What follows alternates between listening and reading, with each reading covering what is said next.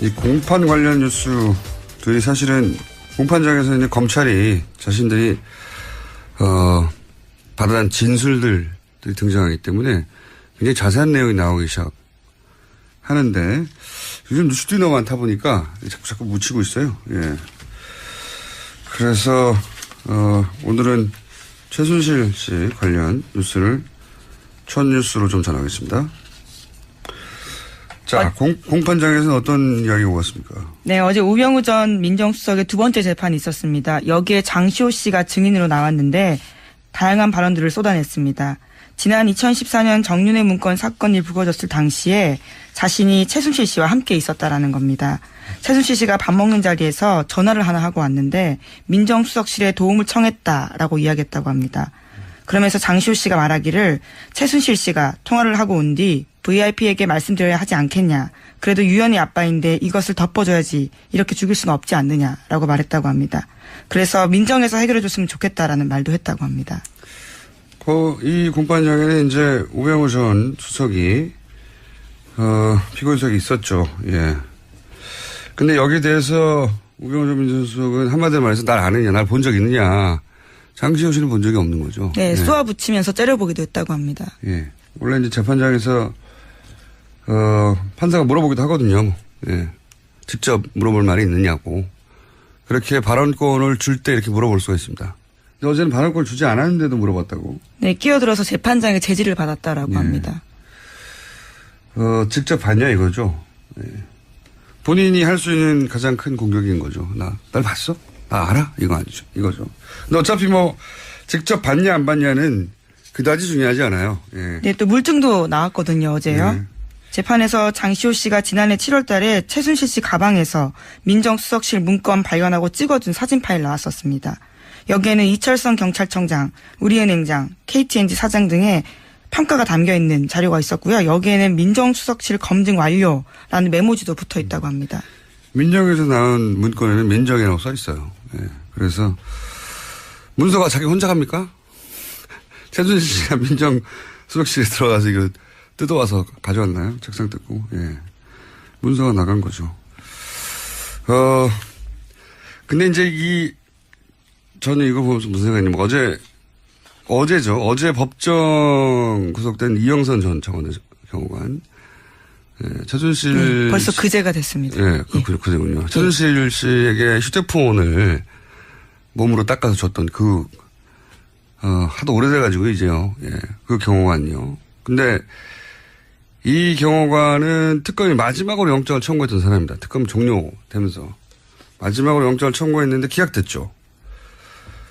구속 사유가 안 된다고 이제 영장 판사가 판단한 건데. 근데 네, 1심 상당성이 법정은. 부족하다 그랬습니다. 그렇죠. 구속과 절필은 뭐겠냐 이거죠. 한마디로 말해서.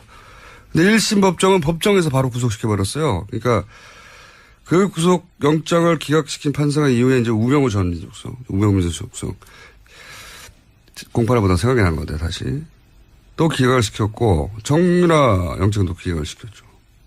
근데 이분이 고영태 영장은 발부를 했어요. 예, 권순우 판사. 주준희 기자는 이제 이런 기각들에 대해서 합리적 의심이 대상이 된다라고 보고 있는 거고, 정반대로 의혹이 없다. 판사가 법적인 판단을 했을 뿐이다. 이런 시각도 있죠. 근데 또 이런 시각도 추가적으로 있을 수 있다는 생각을 저는 어제 했어요. 뭐냐면, 우리가 너무 빨리 안일해진 게 아닌가. 예, 최순실 관련 의혹들은 다 털었고 재판만 이제 하면 되는 그런 수준으로 좀 나이브해진 게 아닌가 이런 생각을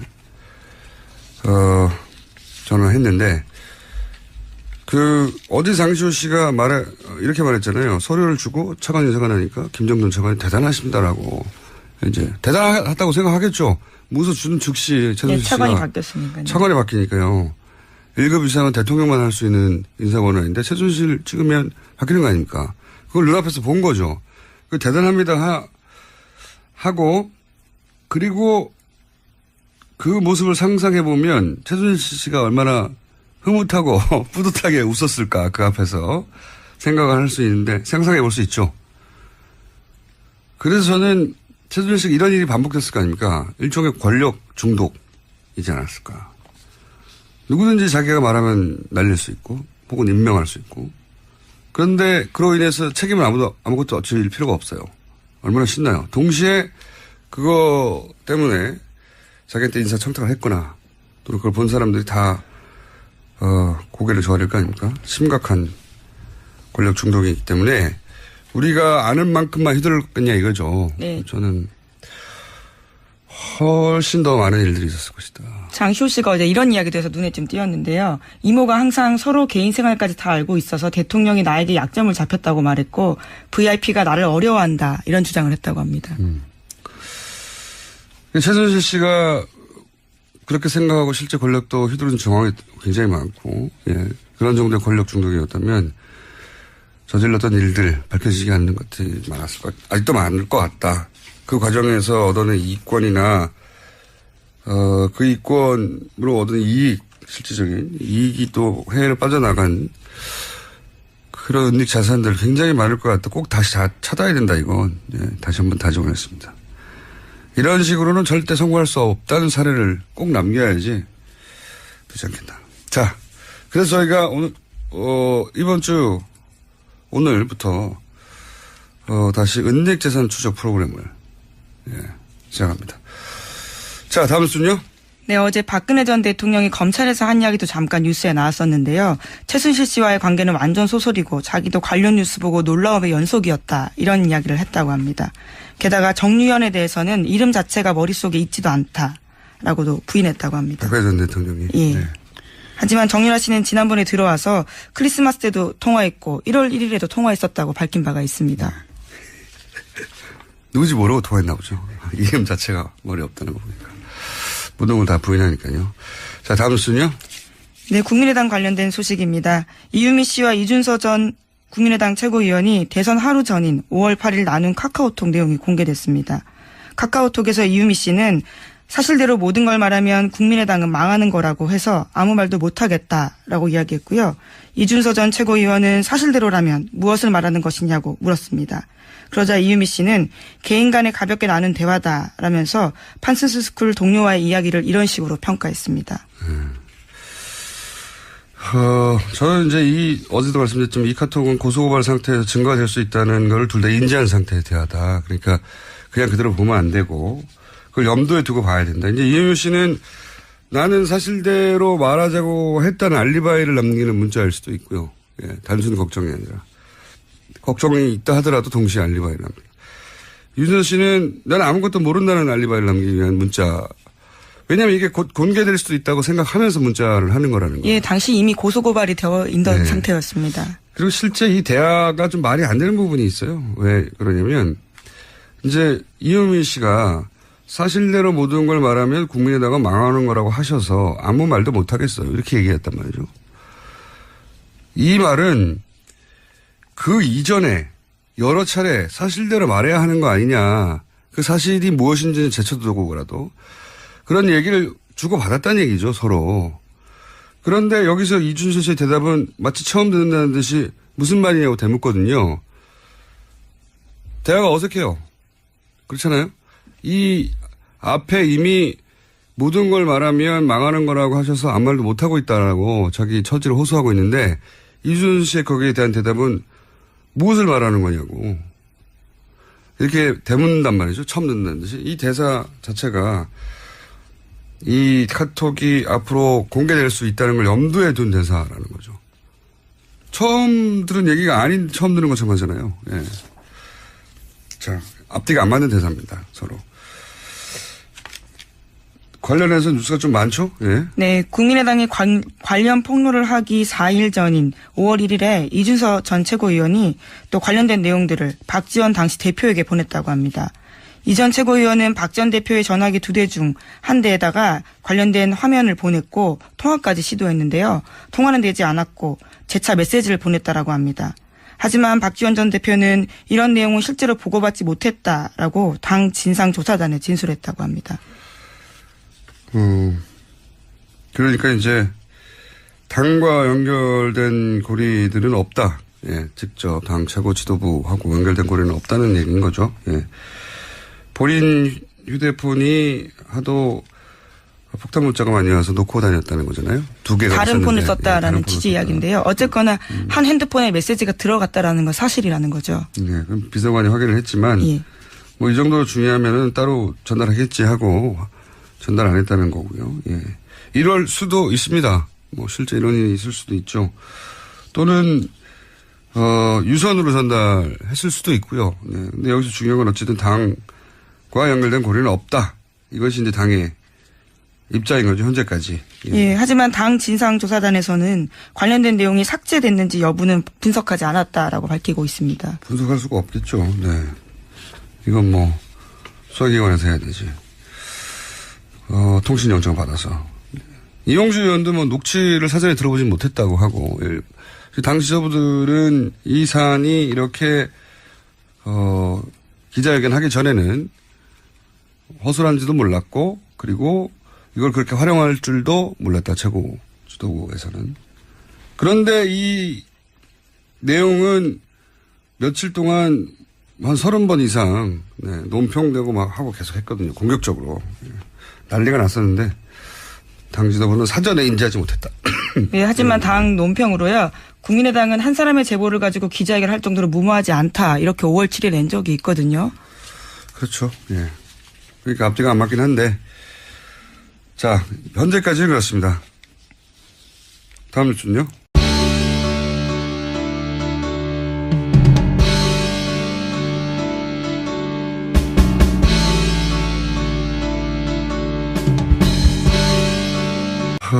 저는 이제 어제도 말씀드렸지만 이 카톡은 고소고발 상태에서 증거가 될 수 있다는 걸 둘 다 인지한 상태에 대하다. 그러니까 그냥 그대로 보면 안 되고 그걸 염두에 두고 봐야 된다. 이제 이현유 씨는 나는 사실대로 말하자고 했다는 알리바이를 남기는 문자일 수도 있고요. 예, 단순 걱정이 아니라. 걱정이 있다 하더라도 동시에 알리바이를 남깁니다. 윤선 씨는 나는 아무것도 모른다는 알리바이를 남기기 위한 문자. 왜냐하면 이게 곧 공개될 수도 있다고 생각하면서 문자를 하는 거라는 거예요. 예, 당시 이미 고소고발이 되어 있던 네. 상태였습니다. 그리고 실제 이 대화가 좀 말이 안 되는 부분이 있어요. 왜 그러냐면 이제 이현미 씨가 사실대로 모든 걸 말하면 국민의당은 망하는 거라고 하셔서 아무 말도 못 하겠어요. 이렇게 얘기했단 말이죠. 이 말은 그 이전에 여러 차례 사실대로 말해야 하는 거 아니냐. 그 사실이 무엇인지는 제쳐두고라도 그런 얘기를 주고받았다는 얘기죠, 서로. 그런데 여기서 이준석 씨의 대답은 마치 처음 듣는다는 듯이 무슨 말이냐고 되묻거든요. 대화가 어색해요. 그렇잖아요? 이 앞에 이미 모든 걸 말하면 망하는 거라고 하셔서 아무 말도 못하고 있다라고 자기 처지를 호소하고 있는데 이준석 씨의 거기에 대한 대답은 무엇을 말하는 거냐고. 이렇게 되묻는단 말이죠. 처음 듣는다는 듯이. 이 대사 자체가 이 카톡이 앞으로 공개될 수 있다는 걸 염두에 둔 대사라는 거죠. 처음 들은 얘기가 아닌 처음 들은 것처럼 하잖아요. 예. 자, 앞뒤가 안 맞는 대사입니다. 서로. 관련해서 뉴스가 좀 많죠? 예. 네, 국민의당이 관련 폭로를 하기 4일 전인 5월 1일에 이준석 전 최고위원이 또 관련된 내용들을 박지원 당시 대표. 직접 봤냐 안 봤냐는 그다지 중요하지 않아요. 예. 네, 또 물증도 나왔거든요, 어제요. 네. 재판에서 장시호 씨가 지난해 7월 달에 최순실 씨 가방에서 민정수석실 문건 발견하고 찍어준 사진 파일 나왔었습니다. 여기에는 이철성 경찰청장, 우리은행장, KTNG 사장 등의 평가가 담겨 있는 자료가 있었고요. 여기에는 민정수석실 검증 완료라는 메모지도 붙어 있다고 합니다. 민정에서 나온 문건에는 민정이라고 써 있어요. 예. 그래서 문서가 자기 혼자 갑니까? 최순실 씨가 민정수석실에 들어가서 이거 뜯어와서 가져왔나요? 책상 뜯고. 예. 문서가 나간 거죠. 근데 이제 저는 이거 보면서 무슨 생각이냐면 어제죠. 어제 법정 구속된 이영선 전 청와대 경호관. 예, 최순실. 벌써 그제가 됐습니다. 예, 그제군요. 최순실 씨에게 휴대폰을 몸으로 닦아서 줬던 하도 오래돼가지고 이제요. 예, 그 경호관이요. 근데 이 경호관은 특검이 마지막으로 영장을 청구했던 사람입니다. 특검 종료되면서 마지막으로 영장을 청구했는데 기각됐죠. 구속 사유가 안 된다고 이제 영장 판사가 판단한 건데, 근데 네, 1심 상당성이 법정은 부족하다 그랬습니다. 그렇죠. 구속과 잡히는 뭐 있냐 이거죠. 한마디로 말해서 근데 1심 법정은 법정에서 바로 구속시켜버렸어요. 그러니까 그 구속영장을 기각시킨 판사가 이후에 이제 우병우 전 민정수석, 우병우 민정수석 공판을 보다 생각이 난 건데 다시 또 기각을 시켰고 정유라 영장도 기각을 시켰죠. 근데 이분이 고영태 영장은 발부를 했어요. 예, 권순우 판사. 주준영 기자는 이제 이런 기각들에 대해서 합리적 의심이 대상이 된다라고 보고 있는 거고, 이 공판 관련 뉴스들이 사실은 공판장에서 이제 검찰이 자신들이 받아낸 진술들이 등장하기 때문에 굉장히 자세한 내용이 나오기 시작하는데 요즘 뉴스들이 너무 많다 보니까 자꾸 묻히고 있어요. 예. 그래서 오늘은 최순실 씨 관련 뉴스를 첫 뉴스로 좀 전하겠습니다. 자, 공판장에서는 어떤 이야기가 오갔습니까? 네, 어제 우병우 전 민정수석의 두 번째 재판이 있었습니다. 여기에 장시호 씨가 증인으로 나왔는데 다양한 발언들을 쏟아냈습니다.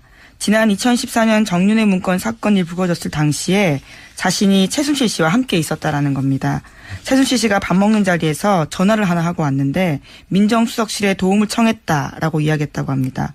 그러면서 장시호 씨가 말하기를 최순실 씨가 통화를 하고 온 뒤 VIP에게 말씀드려야 하지 않겠냐. 그래도 유연이 아빠인데 이것을 덮어줘야지. 이렇게 죽일 수는 없지 않느냐라고 말했다고 합니다. 그래서 민정에서 해결해줬으면 좋겠다라는 말도 했다고 합니다. 이 공판장에는 이제 우병우 전 수석이 피고인석이 있었죠. 예. 근데 여기에 대해서 우병우 전 민정수석은 한마디로 말해서 날 아느냐, 날 본 적 있느냐. 장시호 씨는 본 적이 없는 거죠. 네, 쏘아 붙이면서 째려보기도 했다고 합니다. 예. 원래 이제 재판장에서 판사가 물어보기도 하거든요. 예. 직접 물어볼 말이 있느냐고. 그렇게 발언권을 줄 때 이렇게 물어볼 수가 있습니다. 근데 어제는 발언권을 주지 않았는데도 물어봤다고. 네, 끼어들어서 재판장의 제지를 받았다라고 합니다. 직접 봤냐 이거죠. 예. 본인이 할 수 있는 가장 큰 공격인 거죠. 날 봤어? 나 알아? 이거 아니죠. 이거죠. 근데 어차피 뭐 정반대로 의혹이 없다. 판사가 법적인 판단을 했을 뿐이다. 이런 시각도 있죠. 근데 또 이런 시각도 추가적으로 있을 수 있다는 생각을 저는 어제 했어요. 뭐냐면 우리가 너무 빨리 안일해진 게 아닌가. 예. 최순실 관련 의혹들은 다 털었고 재판만 이제 하면 되는 그런 수준으로 좀 나이브해진 게 아닌가 이런 생각을 저는 했는데 어제 장시호 씨가 이렇게 말했잖아요. 서류를 주고 차관 인사가 나니까 김정돈 차관이 대단하십니다라고. 이제 대단하다고 생각하겠죠. 무서 주는 즉시 최순실 씨가 차관이 바뀌었으니까요. 차관이 바뀌니까요. 1급 이상은 대통령만 할 수 있는 인사권한인데 최순실 찍으면 바뀌는 거 아닙니까? 그걸 눈앞에서 본 거죠.